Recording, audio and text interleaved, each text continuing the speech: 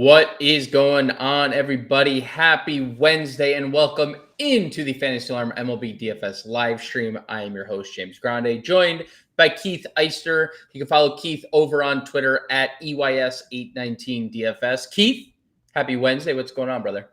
Happy Wednesday. Another day of baseball. We're grinding our way to the end of the season here. A little over a month left. Football right around the corner, but still some money to be made in baseball. Money to be made indeed in baseball. 10-game main slate we have on tap here on the DraftKings main slate. No weather concerns whatsoever. Clear weather all across the board. We have Sacramento as the one lone elite hitting ballpark that we have. Luis Morales and Casey Mize go to war there. Any large overview takeaways from today's slate? I mean, you and I did the preview show last night. There's been a couple of pitching changes. We just got word no more Quinn Priester on the mound tonight. He was just fully scratched. He's going to pitch later in the week. He is dealing with a wrist injury. We had Moldinsky become the opener for Pittsburgh. We had Simeon Woods Richardson be called up. They pushed Debbie Matthews to tomorrow. I believe Jack Kahanowitz is starting for no reason at all for the Angels tonight.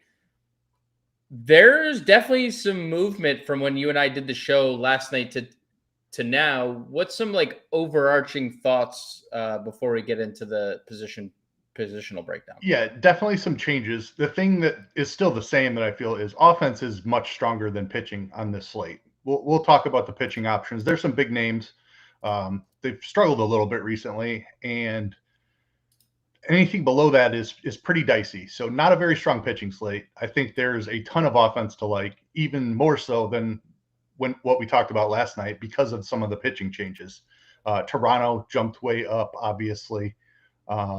Texas also jumped up with that change to Kohanowitz. So some very elite offenses. I think offenses are going to be more the priority for me than pitching, but still some interesting pitching options to talk about.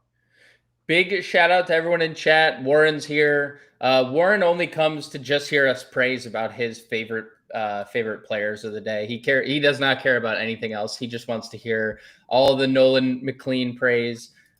Justin, I see through you. Hollis is here. Justin, what's going on, brother? Podija, no edibles today. No edibles today. Sober as a clam. I don't know if clams get high or not, but I am no edible ingested or digested today. Don in the chat. Don, what's going on? You're flipping off somebody in your icon there, or in your name. I don't know who. Is it a cat? Is it a robot cat? You're flipping off a robot cat? I don't know. Second guy who likes Mets pitcher. Let's get into this slate as people are trickling in. Hit the like button. Subscribe to the channel. You know the whole shebang. We do this thing Monday through Friday. No live stream tomorrow. I believe. I think it's only a 4-game main slate, so there won't be a live stream tomorrow. And there's only 2 live streams left today for baseball, today and Friday. And then we'll just be doing the pre-show moving forward with football on the horizon. Is what it is. The big boss is called downstairs, and we vibe and we move. Let's go to pitching. You had mentioned very bad pitching slate. You mentioned don't really want to mess with a lot of pitchers. Neither is the field, Keith. There's 3 pitchers currently rostered 25% or higher. There is 5 out of 20 in double digits, which means 15 pitchers are getting less than 10% ownership. Just for context, that is a large amount on a very small number of pitchers. Right at the top, Framber Valdez is number 1, and Sonny Gray is number 2. That is in price. That is in ownership. How do you feel about the top 2 pitchers of the day?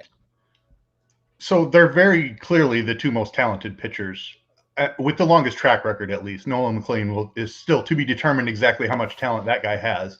Framber has a very long track record of being an elite major league pitcher. His last 4 starts, however, are quite concerning. 31 hits allowed, 21 runs allowed. That's not peak Framber Valdez form by any means. He does get the benefit of facing the Colorado Rockies away from Coors Field today. So despite the bad form, the price is still justified. It's about as good as matchups get. The Rockies are close to the worst offense in baseball away from Coors. They're closer to an above average offense when they're inside of Coors. So huge splits there. Great spot for Framber. I am concerned about the recent form and the ownership. The fact that everybody just doesn't know what to do with the rest of the pitching slate. And they're like, oh, Framber, we know that guy. He's good. They're just going to play him, I feel like. And I don't know that that's my preferred way to play tournaments today. Of the two, I prefer Sonny Gray, to be quite honest. I think he has more strikeout upside. He has an equally great matchup against Pittsburgh, who, no matter where they're hitting baseballs, is just a horrendous offense. Gray has flashed some strikeout upside. He's had a few hiccups in there as well where he's given up runs, but he's largely been pretty good this season. His ERA at 4.33 is also a little bit misleading. He's pitched far better than that. XFIP, Sierra, xERA, all the estimators had him about a full run lower than his 4.33 ERA. So same old Sonny Gray. Strikeouts down a little bit from the spike we saw last season, but still under 10K. I'm highly interested in Sonny Gray. So I'm hoping that Framber comes in as the most popular pitcher, and I'll be slightly overweight on Sonny Gray. Yeah, selling him a little short, 3 even XFIP, 318 Sierra. So I'll put the cherry on the top for you right there, just to drive that point home. I agree. I think Sonny looks really good, and he is the cheaper of the two, and the one getting slightly less ownership. So not necessarily surprised to hear you say that because you do play tournaments. Let's just knock out the rest of the 8K and up tier. We've had multiple comments already about Nolan McLean. Shohei's 85. He's the 3rd highest rostered pitcher of the day. Nick Lodolo is returning to the mound. No rehab needed. They're just throwing him to the wolves. And Eric Lauer and his massive fly ball rate at 8K. How would you assess McLean to Lauer? Yeah, McLean is the most interesting pitcher on the slate, I think, just because of what he's done through 2 starts. We talked about it a little bit on the preview show last night. The ground balls are real. We've seen that throughout the minors. I'm not sure that he's a 30% strikeout pitcher. Yeah. His swinging strike rate is 10.8%. That's more in line with a league average to slightly above, like a 25% strikeout pitcher.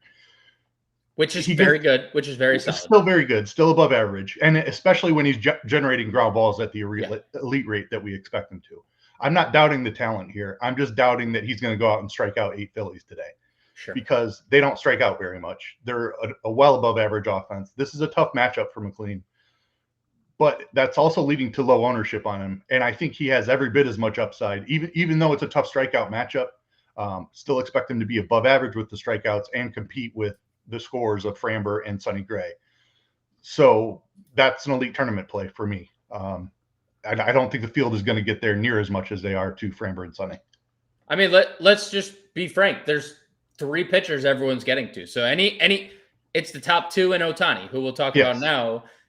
Everything else is contrary. Like everything else you can get leverage with, right? So what do you think of Ohtani? Because as of right now, at least when I was looking earlier, I don't think I saw anything official on, and we've gotten that from Dave Roberts pregame. Have we gotten word yet on the Ohtani limit or any type? Because it was 80 last game, got hit with the line drive. We all know that. He actually threw 80 pitches 2 starts ago. So has there been anything more official on the Ohtani front? Or are we just going with what we had last time? Yeah, I have not seen anything official about this specific start, but just judging the trends, we did see 80 pitches 2 starts ago. Right. Roberts came out and said that's going to be about the norm now. 80 pitches, 5 innings is what they're hoping to get from him. I think he would have, even though he struggled in Coors, I think he would have went to 80 pitches if he would not have gotten hit with the comebacker. So That's what I'm figuring him for as far as workload goes. The performance outside of his last two starts, and they were kind of two special starts. Coors Field is always a special start. And then he returned to Anaheim, where he spent the first 6 years of his career. So, two, I don't know what you want to call it, but a lot of context around those two starts. I'm not concerned about the performance of Ohtani at all. He's looked outstanding when he's been out there this season. It's the length that's the only concern. But strikeout rate's over 30%. He's the highest average fastball velocity of his entire career. This man has won a Cy Young Award, and he's thrown as hard as he ever has. I think he's fantastic. I think if he had a full leash, he would be priced around 10K for this matchup. So I completely understand the ownership on Ohtani. If you want to go for the fade and hope that he only throws 4 innings, I can get behind that as well.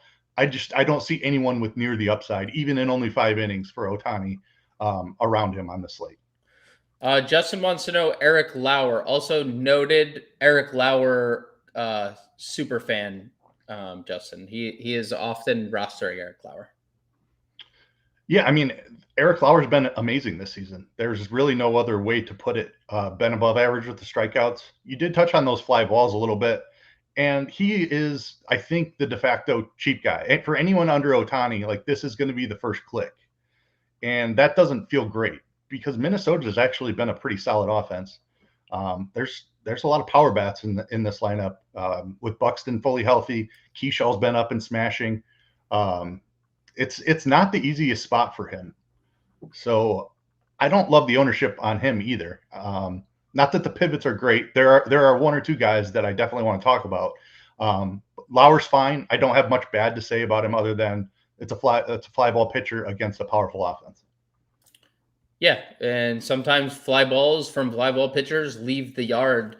Interesting to see the Blue Jays still deploying the 6-man rotation. I wonder how long, because Lauer's obviously the odd man out of that six guy with how well Scherzer's pitched. I think Lauer just is probably. I wonder if he presses at all with that, in the back of his mind. You said you have 1 to 2 names.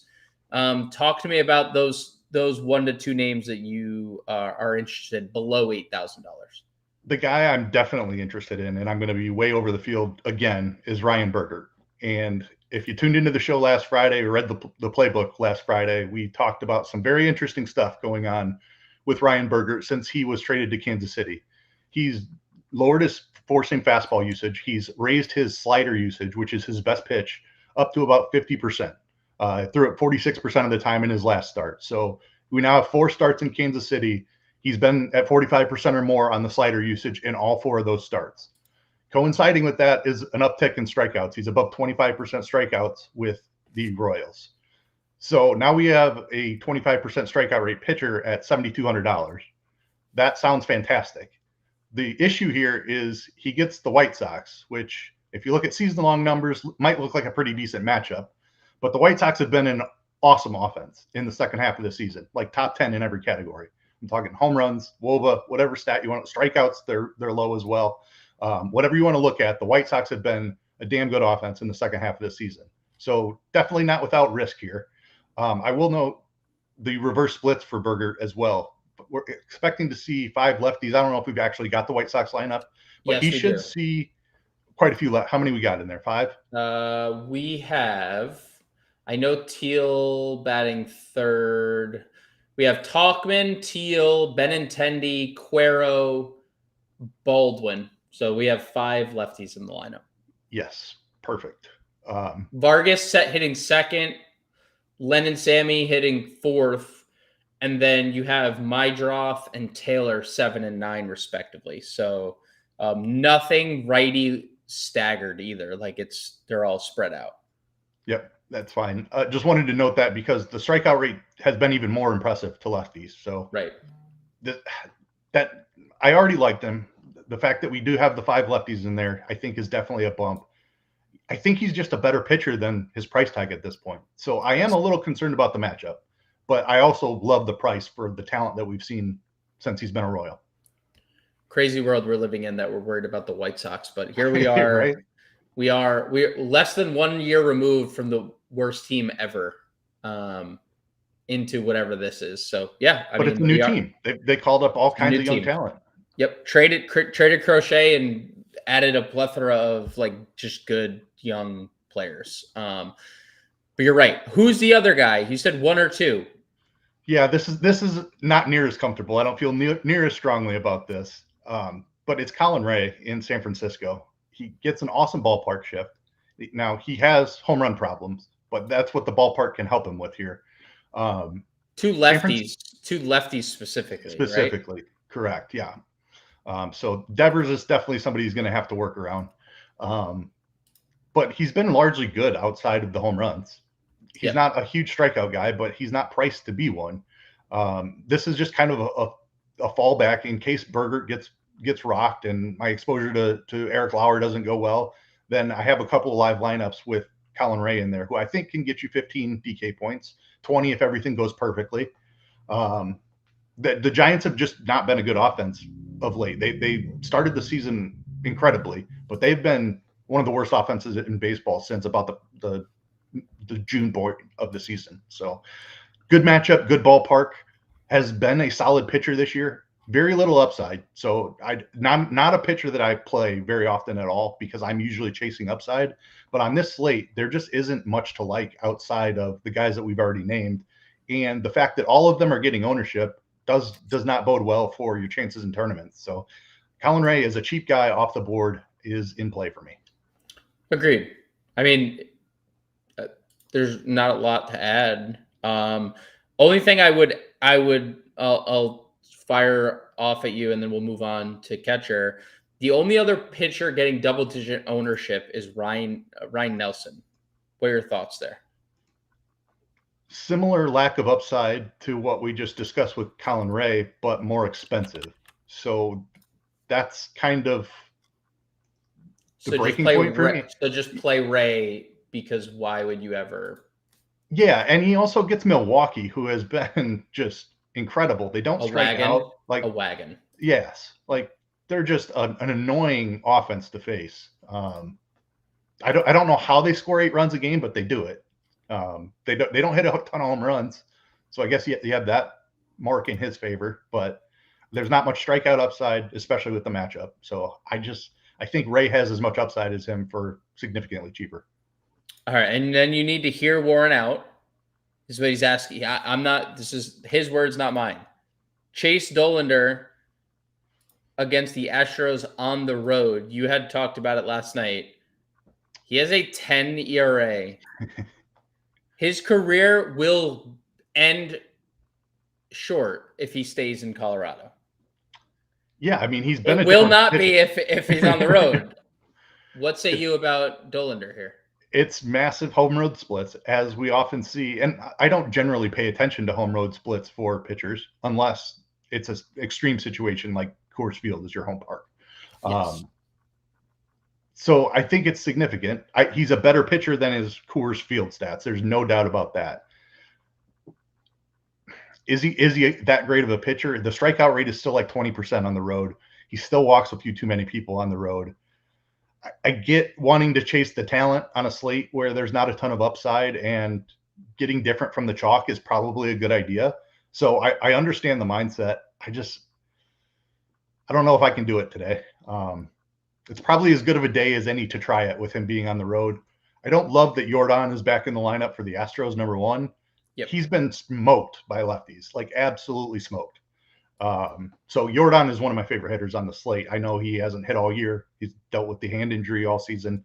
But Jordan is a very dangerous opponent here for him. Yeah. The Astros are not very left-handed outside of that. So I do understand where Warren's coming from here. I think there's merit to it. I'm personally not doing it, but I don't think you're crazy to do it. I mean, since the All-Star break, and it's obviously a different lineup when Yordan Alvarez is in it versus not. Right. But they are 25th or worse in OPS, ISO, WOBA, and WRC+. Like 4 major categories against right-handed pitching specifically. They are not any good. So, like, he's 5. Now, I think, like, on a slate where there was a really expensive team, I might be more inclined to do it. Like, if the Yankees were in a smash spot, I would play Dollander to get like 4 Yankees or not obviously them, but just like an expensive team that we can't play Ohtani, right? We can't play him as a bat today. If if the Dodgers were in Sacramento, then I would probably explore it a little bit more. Detroit's not expensive. You can afford any of them without using a 5K pitcher. So, I think that makes a ton of sense, what you just said there. Just wanted to go back to Steve's comment. Thanks, guys, for doing this program all season. Greatly appreciate it. Appreciate you, Steve, for your continued support, and appreciate everyone that has stopped by and dropped a comment or, just viewed from afar, watched from afar. We really do appreciate it tremendously. And again, for all those that don't know, we will be ending the live stream this coming Friday. The pre-shows will go on, but the live show will end on Friday. Catcher, Shea Langoliers, William Contreras, not the brother that hit his manager with a bat. Will Smith, 48, Hunter Goodman, 47, Ivan Herrera, 46, Yanier Diaz, 43, Salvi, 42, Realmuto, 41, and Heineman cracked the lineup at 4K. What say you about the 4K tier, 4K and up tier, Keith? Langoliers at the top looks really good. Mize gives up a lot of power, and he's shifting from an extremely friendly pitcher's park to an extremely hitter-friendly park. So bad spot for Casey Mize. Langoliers looks awesome. Outside of that, I would say Salvador Perez is the guy that stands out. Love the matchup against Savali. He's kind of taken a step backwards this year. Savali has always given up power in his career. The Royals are one of my favorite stacks of the day. Salvador Perez is a huge part of that. Agreed. Only other name I would probably throw out there is the Hunter Goodman home run potential, just with Framber's struggles. I know Framber's not allowing a lot of home runs. Neither was Hunter Brown. And Hunter Goodman did not care. He said, "I do not care, Hunter Brown. I will destroy you." It's kind of what Hunter Goodman's done all year. He's been really good. He's been really good, man. Let's go below $4,000. Kyle Teal? Indeed. I mean, I know we have talked about the burger splits. Kyle Teal doesn't care about no splits. Look at this man. He's a maniac right now. Yeah, that's fair. I mean, we know he's super talented, was the primary return for Garrett Crochet that you alluded to earlier. Very talented young catcher, too cheap for his talent, in my opinion. Even though I respect what Berger has done and he's improved his strikeouts, Teal still looks really good. Can we talk about the Tyler Heineman price? Like, first of all, you're not giving us Alejandro Kirk, which was one of the best value catchers of the day, or could have been. But now we got Heineman at 4K. Like, why is he 4K? It's been all year, dude. Look at the price. Like he has been weirdly. Look, I mean, I can't go back further than June 11th, but he has hovered around 4K. He dipped down here, and they were like, "Oh, nope, 3 for 3. Got to go back up." The algorithm just spam it. Like, can't get enough of his 845 OPS and 5 fantasy points a game. They can't get enough of it. I guess they believe that's completely real. Yeah, completely real. Real. He's 31 years old and hasn't done it for a single season in his career. But no, hey, maybe. Borderline, like, has been a borderline MLB caliber player this whole season. So his whole career. The definition of replacement level catcher. Yes, definition of replacement level catcher is perfect. What else do we like? Do we like Jeffers at 34 against Lauer with the fly balls? Dingler, you gave a shout out to last night. What do we like in this lower threes? Yeah, Jeffers in the 2-hole against the lefty looks really good. Numbers haven't been as strong this season against lefties as they have been in his career, but the numbers in his career are excellent. So really like him. Dingler's been rough against righties, but it's just the environment, the shift to the hitter's park, the walks of Morales as well. So I think you play him in a stack only, but I definitely have some interest there. Hoppy against a lefty looks really good as well. Definitely not scared of Lats. Gabriel Moreno, a guy we talked about yesterday, has been awesome with the pitching change there in Milwaukee. Gets a lefty in his first at bat at least. Not sure how deep Ashby's going to go, but has been awesome against lefties. Awesome in general. Ashby has not been pitching deep. I think you'd be happy to know this. Do you, without looking, do you know who has officially been announced as the follower, the bulk reliever today behind Aaron Ashby? I have not seen it. It rhymes with Derek Hetty. Oh no. I didn't even know that he was a Brewer. When did that they must have picked him up yesterday or 30, something? I don't know when he was added. But as of 35 minutes ago, he has been announced as the bulk reliever. How much more interested in Arizona does that make you that Eric Fetty? Eric Fetty, by the way, was the name that we were going for there. If you were following along at home and playing the game along, how much more interested does that make you in Arizona? A lot. Eric Fetty has been horrible this season. Yeah, I mean he has been unable to pitch on 2 different teams. Yes, like doesn't belong in the major leagues. I cannot believe that a team in a playoff race has given him a third chance this season. Playoff race. Yeah, World Series. Best record in baseball race. Yes, I'm mind blown right now. Like I cannot even process it. Okay, Arizona jumps to the top. Like I hate the opener situation because Corbin Carroll against Eric Fetty is the best bat on the slate. I hate that he has to face a lefty for his first at bat at least. And Ashby has worked in long relief enough where he might see him twice.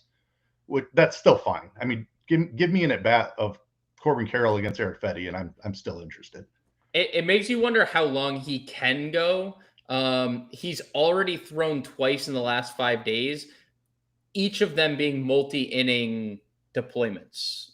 Second, I mean, 36 pitches 2 days ago. Maybe he can give you 2 innings. Yep. Maybe.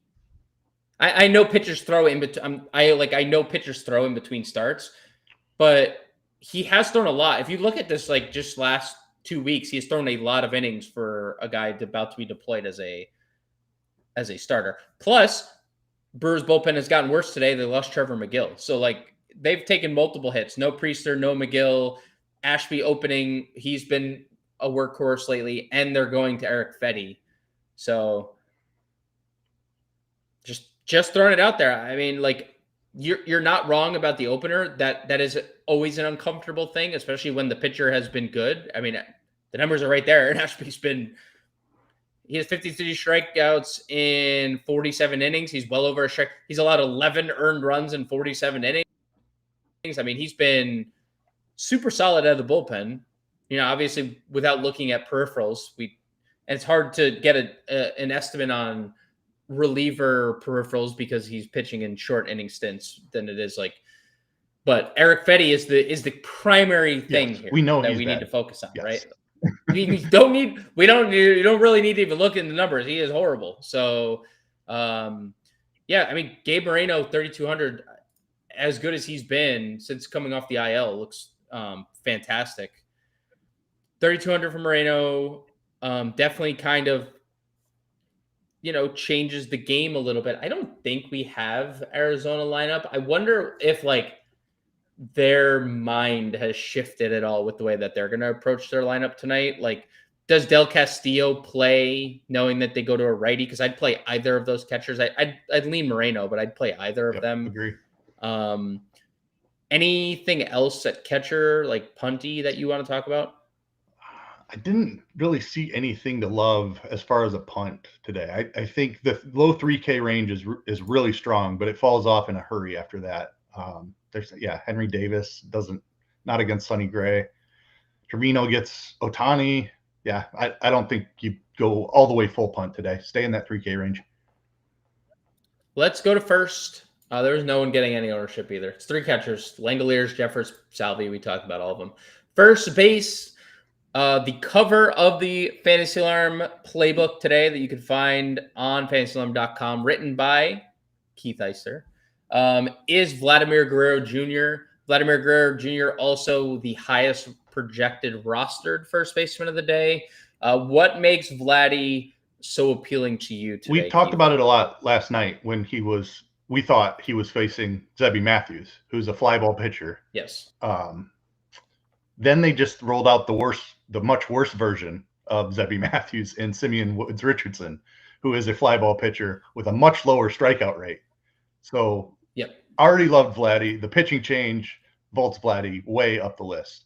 Hits the ball as hard as anyone in baseball. Hits it on the ground a little bit too much. So when he's facing a fly ball pitcher, that helps him get the loft in his swing that he's missing on other days. And this goes from a man that hits the ball really hard on the ground or as a straight line drive to a man that hits the ball really hard in the air. And that's what we're looking for. That's where the multi-home run upside comes from. I love it. What else in the top tier? I mean, probably no wrong answer here. Kurtz, Harper, Vladdy, Alonso. Harper's probably the least likely to be rostered of the four. For me personally, do you agree with that? I do agree. Harper's behind the other two. Kurtz in that ballpark, one of the most powerful guys in all of baseball. Mize gives up power more to righties, but also to lefties too. Gives up power to both sides. And I mentioned the ballpark shift for him. So like the Athletics a ton. Pete Alonso against Taijuan Walker.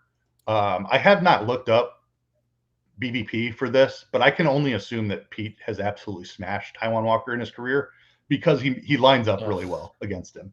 So more importantly than BVP, I said I haven't looked it up.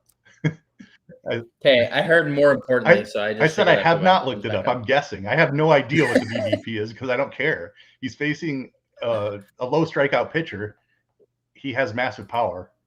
Taijuan Walker gives up a ton of power. Like Pete's in an awesome spot. I have no idea what the BVP is.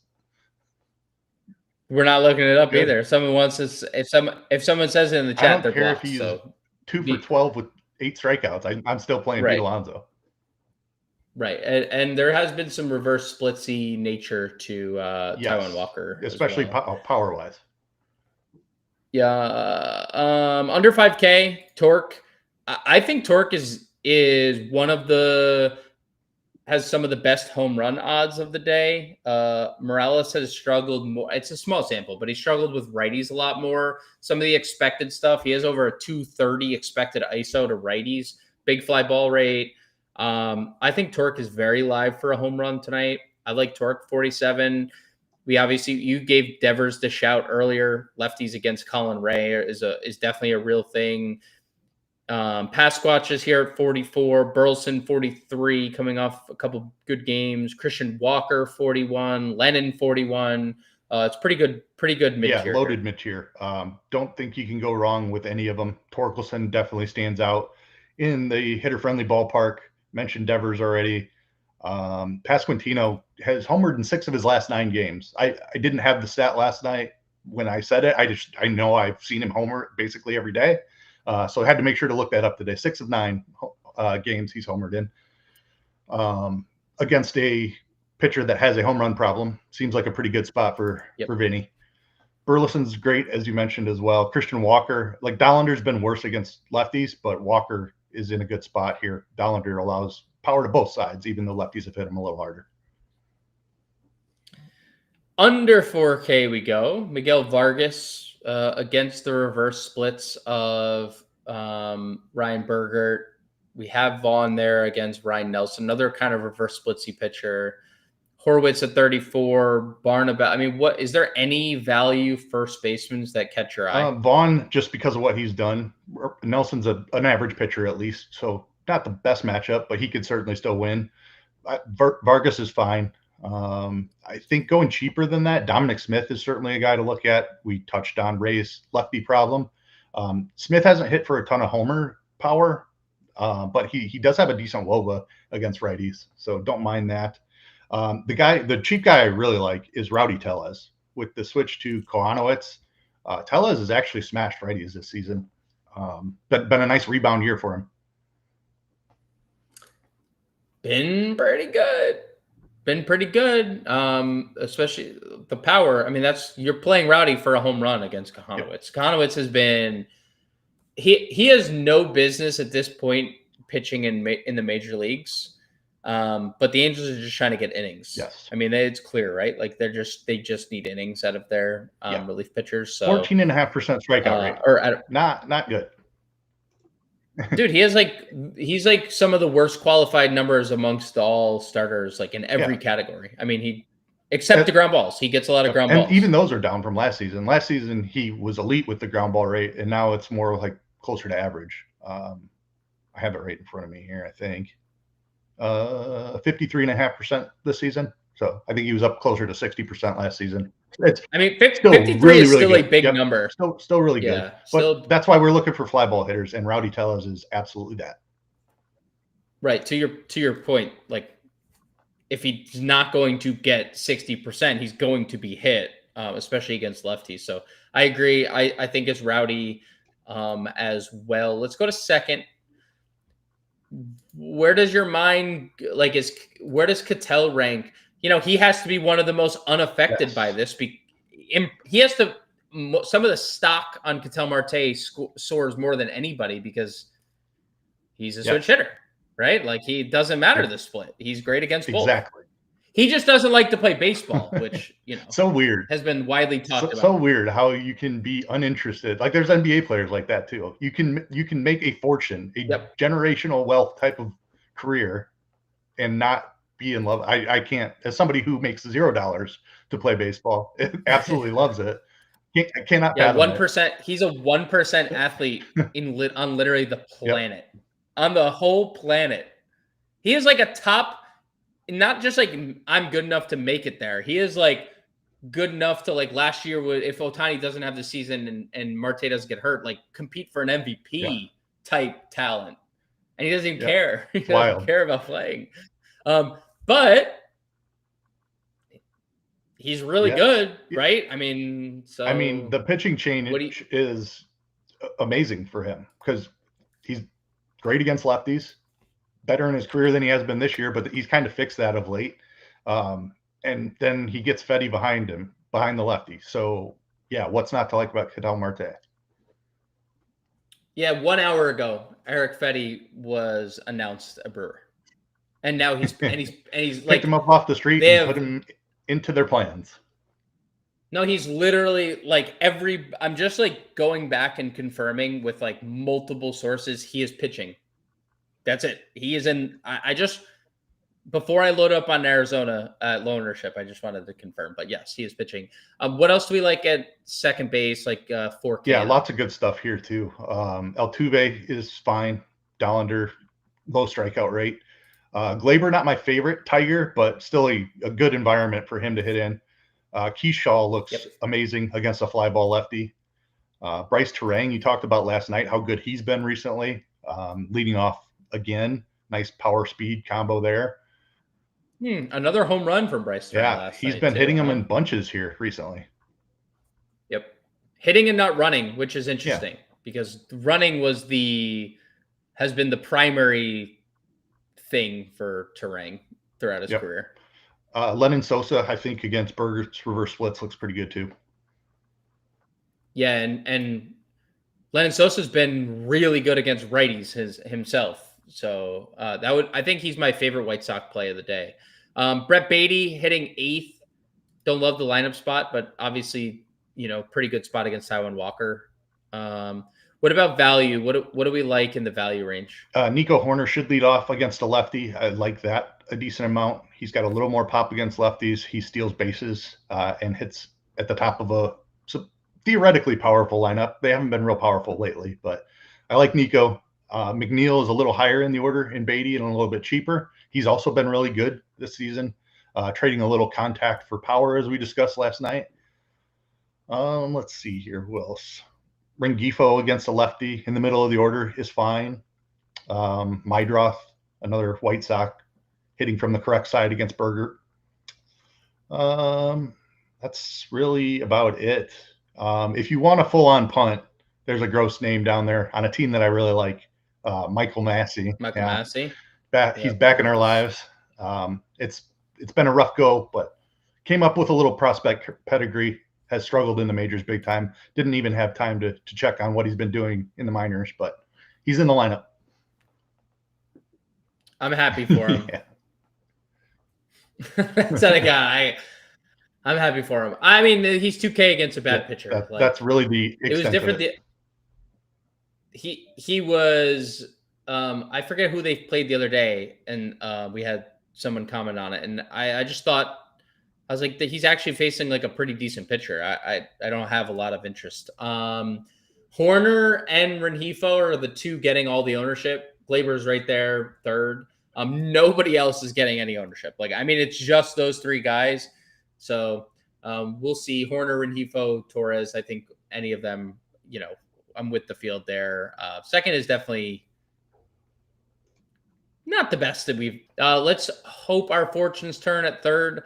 I don't think they will, at least at the top of the position. I think the value is where we're going to find most of our wants here at third. But talk to me, is there anyone above $4,000 that pique your interest? Michael Garcia, I don't love the price there, but I like the context around him today against a bad pitcher. Kansas City's offense has also been really good of late. I was shocked by their second half numbers when I was doing the playbook. I don't have them in front of me, but I quoted some of them in the playbook. If you want to go check that out, they've been like a top 10 offense the second half of the season. Every category. Yes. Every category. Including home runs, which is what really shocked me. Yes. Like I knew they'd been hitting the ball, but it's the home run. When Vinny homers every day, that helps. Yep. Vinny. That's Vinny coded right there. Let's see what else we got here. Correa's fine. Dollander, not a strong pitcher. He's also been really bad against righties this season, so don't love that, but he's playable. McKinstry in that Tigers lineup. We like Tigers a ton today. Barger looks good for the Jays. Another stack we really like. Gorman's got quite a bit of power. So, I mean, there's some interesting stuff here, but I'm not in love with anything 4K and up. I would say my favorite might be McKinstry, honestly. But going down, I prefer his cheaper teammate. Colt Keith is the guy that really stands out at the position. He looks great. He's going to lead off again at $3,700 in a great ballpark. Not a lot to dislike about that, right? Nope, not at all. I mean, he has really good numbers against right-handed pitching too. So it's not like this is just like he's gonna lead off and he's just been a good player. So yeah, I think Colt Keith is excellent there. What about below Keith? Durbin 3,500. We have Matt Shaw in the righty lefty matchup. We have Mark Vientos hitting fifth again. Our boy Triolo is leading off again, the best player in baseball. I said maybe we'll talk. We can have a discussion about it between him, Ohtani, and Judge.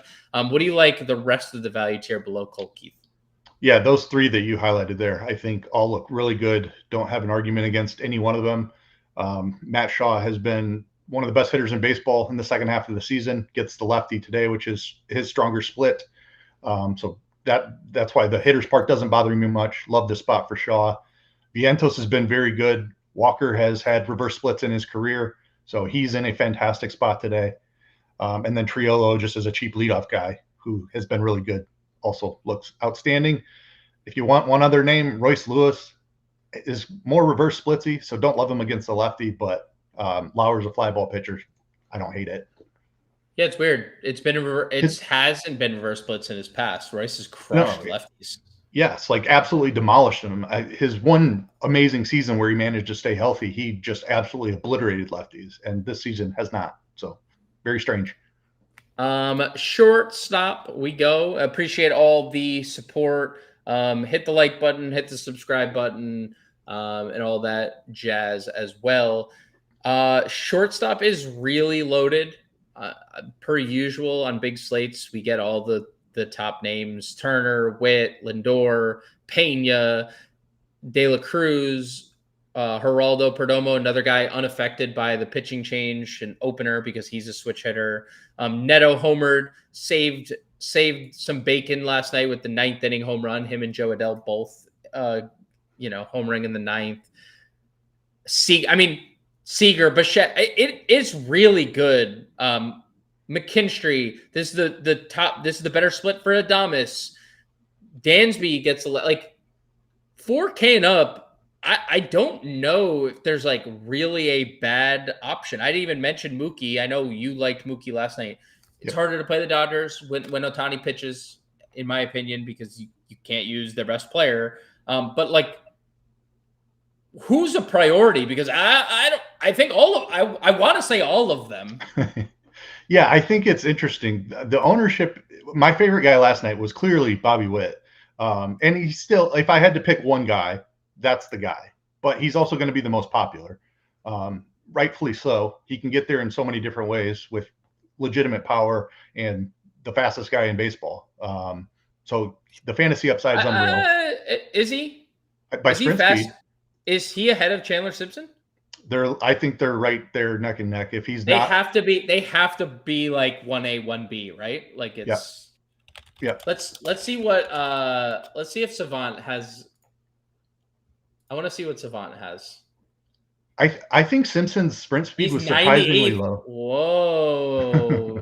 Whoa. Chandler Simpson's 98th percentile? I remember seeing it being surprisingly low. I'm pretty sure Bobby Witt 100. 100. Yep. Yeah, he is the fastest player in baseball. Okay. Okay. You win. All right. Don't be checking me, sir. I'm just every time you hear someone talk about Chandler Simpson, and you watch him literally beat out a ground ball to shortstop. It's like, oh, right. That guy is insane. I wasn't trying to check you. I wasn't trying to check. Fast. Yes, Bobby Witt also really fast. Sorry. My apologies. I'll just hide into my hole. I'm sorry. I'll just all good. The rest of the loaded shortstop position, Lindor looks good against Walker. Low strikeouts, lots of power there. Next on my list, the biggest beneficiary of any pitching change, I think, is Corey Seager. Yep. Like, what an amazing spot this turned out to be for him. Yeah. Talk about fly ball lefties in Texas. This is the best one. He is, like I said, Bobby Witt was my favorite play last night. You can save a bunch of money and go down to Corey Seager, and I like him every bit as much as Bobby Witt. It's hard not to go here, I think. Yeah. Like, there's such good shortstops, but like, I think the two you mentioned are also the highest rostered by like pretty significant margin. Mookie's right there as well. Dude, everyone's just playing this tier. Like this range of shortstop is just getting all the ownership. It literally goes Witt, Seager, Mookie, McKinstry, Bichette, Pena, Neto. Yeah. That's about how I'd rank them too. Yeah. I would probably, if you need the money, obviously be like, yeah, Seager's $1,100 cheaper, like you said, and just move on from there. But Witt could steal 3 bases and have 3 doubles tonight, and you'd be like, yeah, that guy's also amazing. So I have a hard time in terms of like opportunity cost going anywhere else. Like, I would play Jacob Wilson because he's been awesome again, and he's in his ballpark, and we know what he has hit. I think, yeah, he's 330 at home this year. Again, not a big like home and away splits guy, but he's playing in a minor league park that he's just been significantly better in. But I even feel kind of bad about it because of how good everything above him is. Yeah, it's not a position to spend down at. If you are spending down, I think you need upside. Wilson does offer that. Dansby Swanson, the only other name I would really throw out that I think, just because he's facing a lefty, if he's buried in the 8 hole again, I even caution going that route. But yeah, you want to live in the 4 and 5K range today. Yeah, neither of those guys are even cheap. They're not like even real values. Like, I'm just using on the show, like using 4K as like our baseline. Yeah, Dansby's $600 cheaper than Corey Seager. Sure, $500 cheaper than Bo Bichette. Like, yeah, play the $4,500. I would rather, probably play, like 9 out of 10 lineups. I'm probably playing the other 2. Yes. If those were my only 3 options.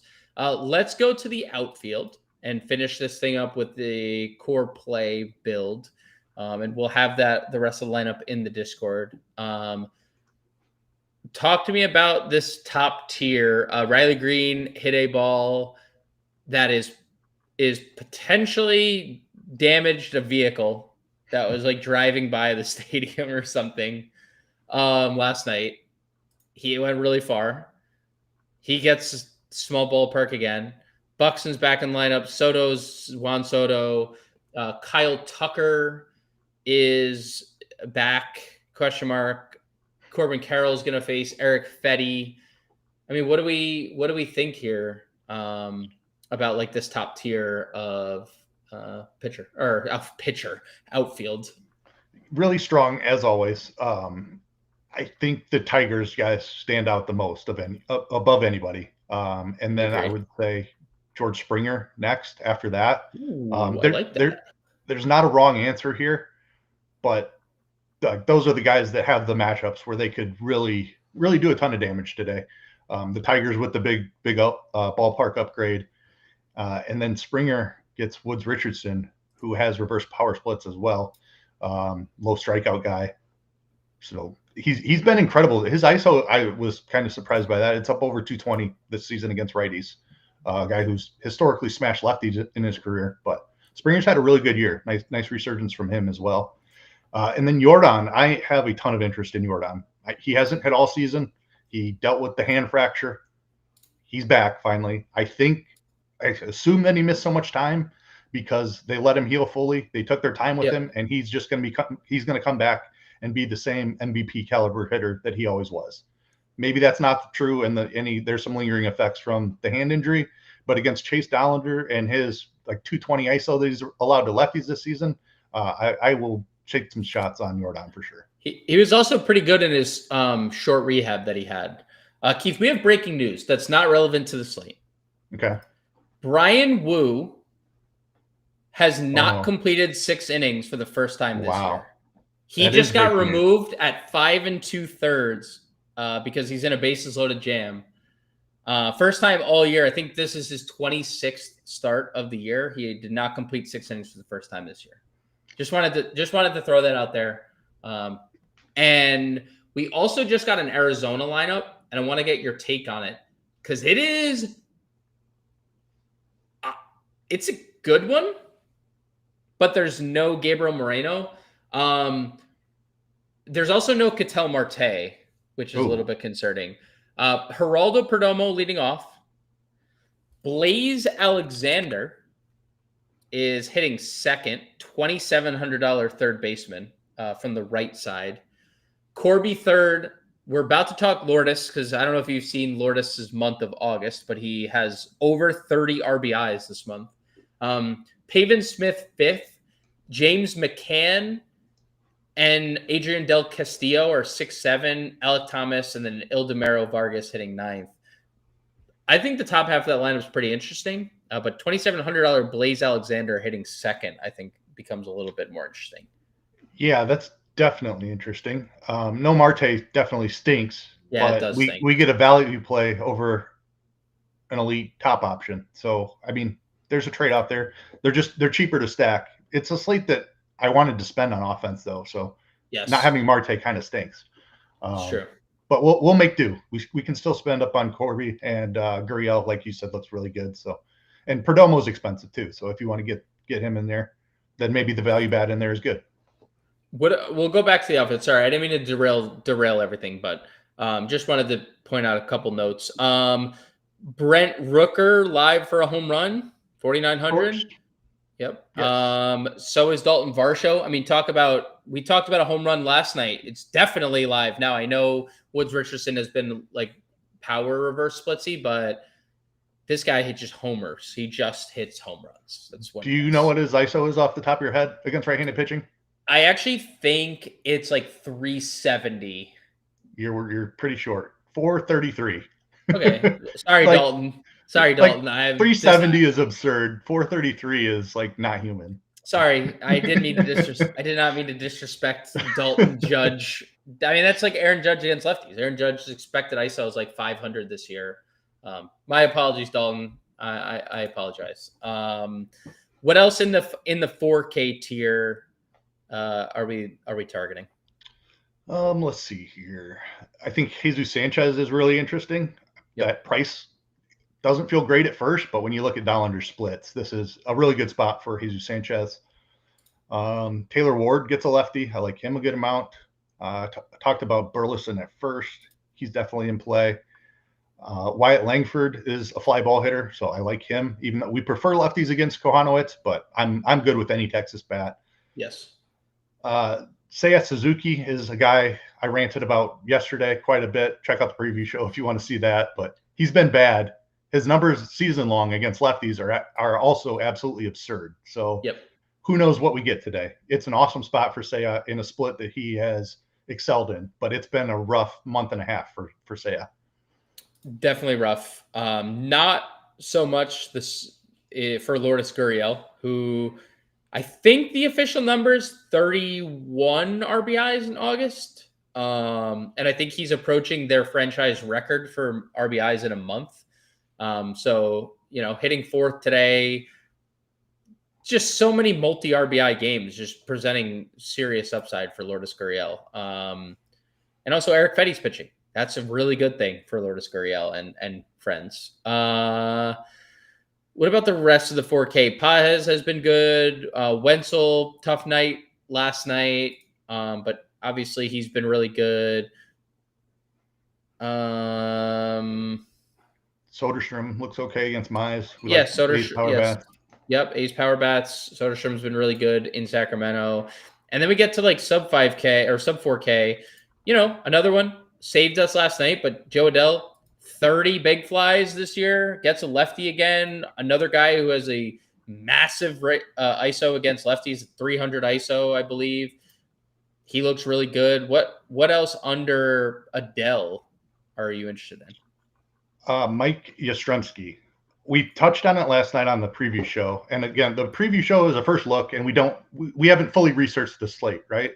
Yes. Now that I was already in love with Royals last night, and I threw Yastrzemski out there as a name you could play in a Royal stack. Mike Yastrzemski's been awesome since he's been a Royal. Yep. Like, the numbers are absurd. He has a 309 ISO since joining Kansas City. That's good. That's pretty good. Yep. And it's a great matchup against a bad pitcher. So, yes, Mike Yastrzemski, please. Mike Yastrzemski, please. We have Lucas hitting 7th tonight. Not in the 2-hole, but that's fine. Starling hitting 7th. He's been really, really good for the Mets since returning from injury. Talkman's leading off. Benintendi's hitting, in a premium spot. We had talked about the Doyle lefty splits. He's been really good, hitting 2nd tonight. Anything else that we need to talk about? Yeah, last night we didn't like Adolis much because he was facing a lefty. That's true. Now he's facing a righty. He's an extreme, highest fly ball rate in baseball type hitter, facing a ground ball pitcher. Has a 180 ISO against righties. His much stronger split. So Adolis went from a guy that I wouldn't play to now being, I think, a really interesting value option. It is interesting. He's been good off the IL too, which, he does this. Him and Marcus Semien always fool us every year. Like, oh, good years they had. It's like, nope, they had a good last month, good last couple months. Their season turned around there. Is there anyone else? Jock? We didn't talk Jock. Where's Jock at? 22? 2,400. 24? Yes. Fly ball lefties. Yes. Jock, right? Has been awesome in August, too. We talked about it last week. Yeah, I know Warren's a big Jock Peterson fan. I think he said Jock was his favorite player the last time we did this show. So he's hitting 5th tonight, wedged in between Adolis and Josh Young. So pretty good lineup spot. I don't think there's anything else. That rowdy Jock Adolis little 3-man there has a whole bunch of upside, and it's free. Yeah, just power. That's how you get Framber and Sonny. If you want to double spend, which we'll try right now. I mean, is that the route you want to go? Like, what's the direction you want to go at pitcher? I think Ohtani is super interesting. I know he's getting almost as much ownership, but I think I'll be curious to see how popular the double spend is, because it's very doable today. There's plenty of value. We just talked about it all, but I think I would rather go Ohtani. Ohtani Gray, because you were more on the Sonny Gray bandwagon than you were on the Framber Correct. play. Yep. Okay. So Vladdy, I assume, would be I mean, he was the cover of your playbook, so I assume that would be the direction you'd want to go. Yes, Okay. absolutely. Seager is right there, or we can correlate with Bichette if you prefer to do that. I like Seager. I mean, it's hard to not want to go Corey Seager. Yes, totally agree. Is Yastrzemski a core play for you? Yeah, at that price, he is. Jock? Is Jock Yes. a core play? I mean, that correlates, Yeah, right? I mean, Seager, It's the 3-5, right? Seager's hitting third. So 3-5. Right? Seager's hitting third. Am I crazy? Yeah, third. $4,000. We have two Texas. We were like basically in the same spot we were last night, but we substituted Texas for the Mets. What's a one or two more core plays that you'd want to go to? So Vientos at third, I think, is a way to get us a little bit more money. You really liked him last night. I was fully on board with that. I agree. I mean, dude, he's just been really productive. You don't get this from a $3,000 player very often. Like, he is having a really good stretch, which he had all of last year. He just was a little slow to the party, right? Did he hit 30 home runs last year? And he got called up halfway, like a month into the year. Also smashed lefties last year and has been better against righties this year. So also smashed lefties, yeah. But to be fair, these last two games were Christopher Sanchez and Jesus Luzardo, and he didn't really have much of a problem against either. So, like, we're just getting like 2024 version in general. I mean, 4,400. We haven't even dipped our toes into the catcher position yet, and we don't have any Tigers, which is the concerning part of the lineup right now. We don't have any Tigers. Yeah, we don't have any Tigers. So Glaber's not my favorite of the Tigers either, which is second is what we have open. Well, you could play Riley, and you have 30. We can leave this 37.50. Second was not a position we loved, and catcher is an easy value spot. Yep, that looks pretty good to me.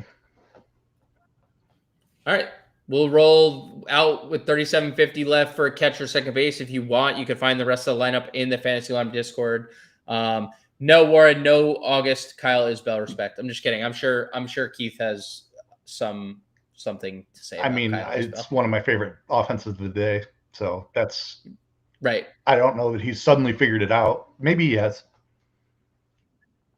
I mean, you mentioned 2K Michael Massey, so exactly. I assume anyone's in play, right? Like, it's just what it is. And Isbell's better than Massey, I would say. Yeah, Isbell's definitely been a little better than Michael Massey for sure this year. All right, that'll do it. We'll be back tomorrow with the pre-show. Again, no live show for tomorrow. We'll be back with our final live show of the baseball season before the football live streams kick off. So yeah, big salute to you, Keith. And we'll see